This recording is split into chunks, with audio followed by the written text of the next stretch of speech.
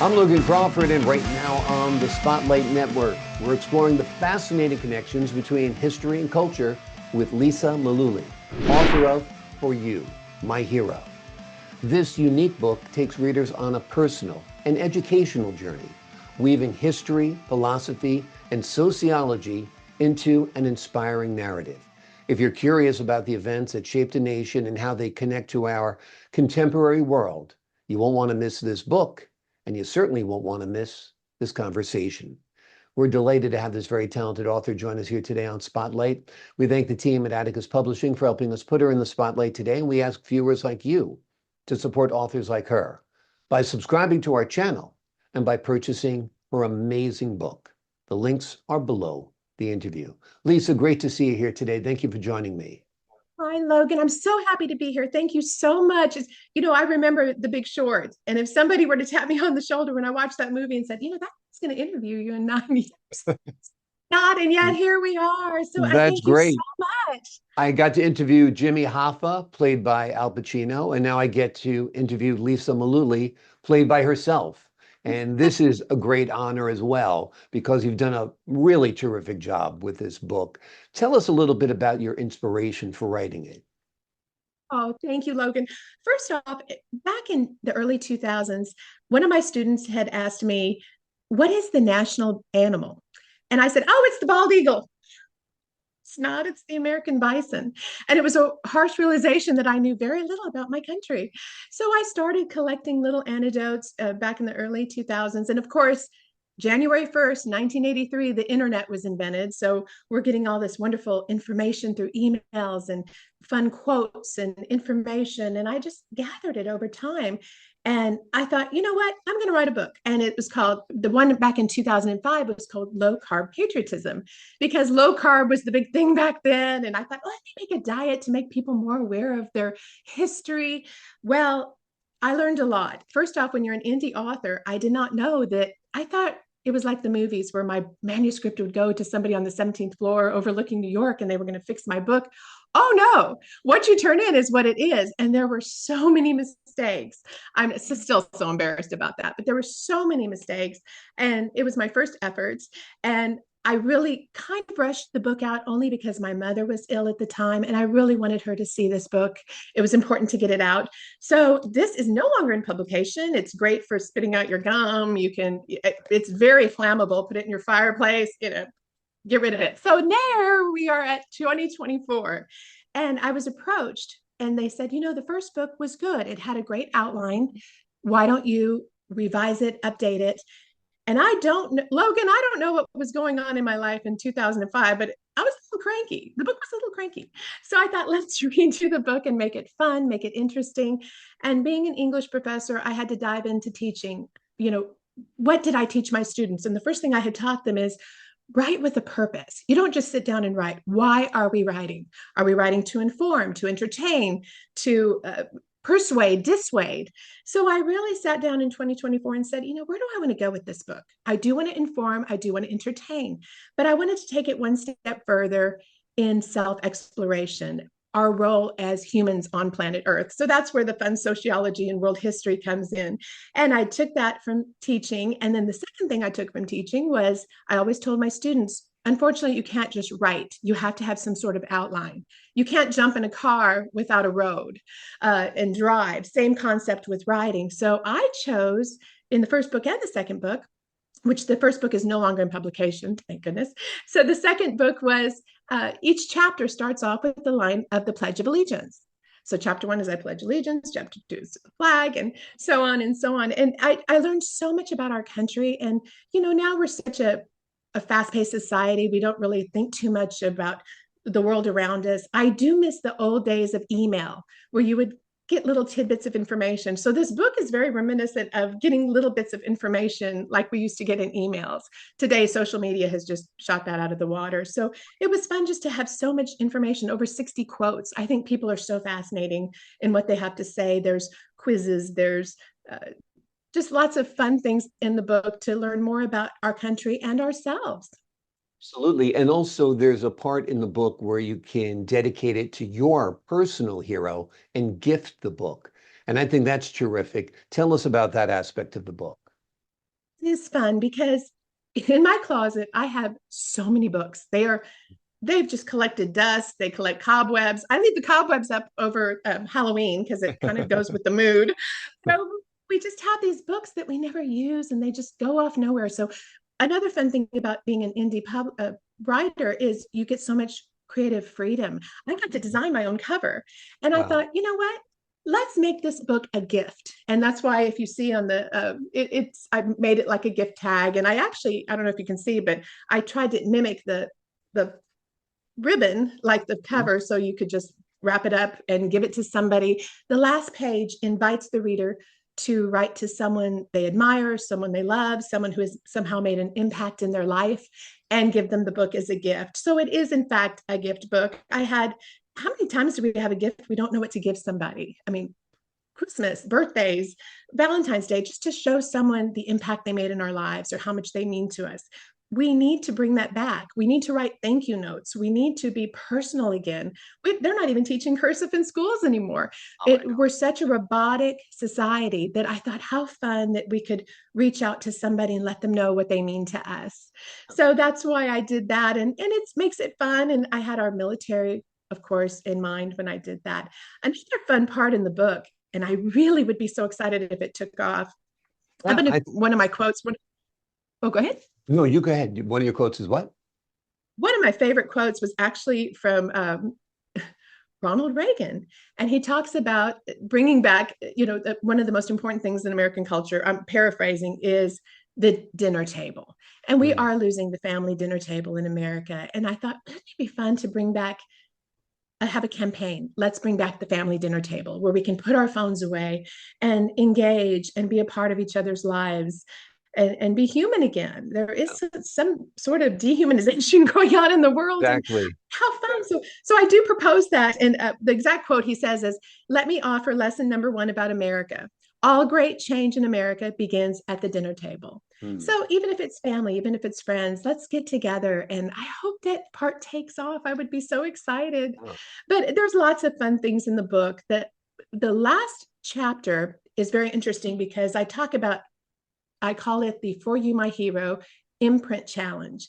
And we all have a fingerprint that no one else has. Why? So we can leave an imprint that no one else can. And I invite the reader to leave an imprint on planet Earth. What is your goal to be in life? What do we want to be remembered for? You, Logan, doing the show is amazing. You are leaving such an imprint. You're helping us have a spotlight that we would never have. So thank you for your imprint, which is amazing. And it's just a fun book to explore our country and explore ourselves. There's so much about this country that I had forgotten or I didn't know. We see the flag waving around America and we think Betsy Ross did it. Yes, she did, but actually the flag we see today was designed by a 16-year-old boy named Bob Heft, who is not really mentioned too much in history. So I bring him up. I bring up donut dollies. I talk about the food rationing. I talk about where did the term melting pot come from? All of these things just to make us re-aware of our country. It's not a political book, it's a historical book, and it's fun and it's light, and hopefully you learned something that you didn't know before. I certainly did in my research, and it's just a fun read. Absolutely. And I love the gifting aspect of the book because it's almost bringing back the thrill of receiving a letter because all we ever get are emails or text messages nowadays. But imagine getting this book in the mail with a personal inscription for you, my hero. I mean, that would be a great honor to pay to somebody. And I think that's a beautiful part of your book as well. And I do love the Reagan quote, and I do think family dinners are so important. And central, of course, to your book is the Pledge of Allegiance, which I don't even know if they do it in school anymore, but every day we started out, I pledge allegiance to the flag of the United States of America.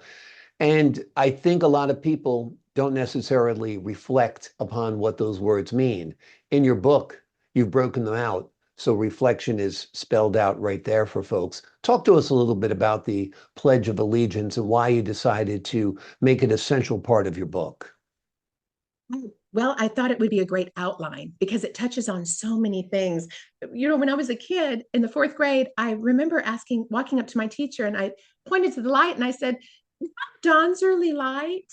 And she just laughed and she said, what? And I said, like the song, oh, say, can you see by the dawn's early light? Is that a dawn's early light? She said, no, honey, it's dawn's early light. Dawn is when the sun rises.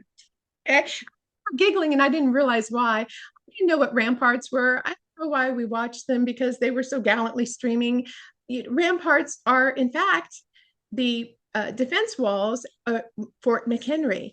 And thinking back, I wish I had written this book or read this book back when I was 13. You know how we all go to Washington, D.C.? There's that group when you're a teenager, you get to go to Washington, Yep. D.C. And I remember going to Washington, D.C.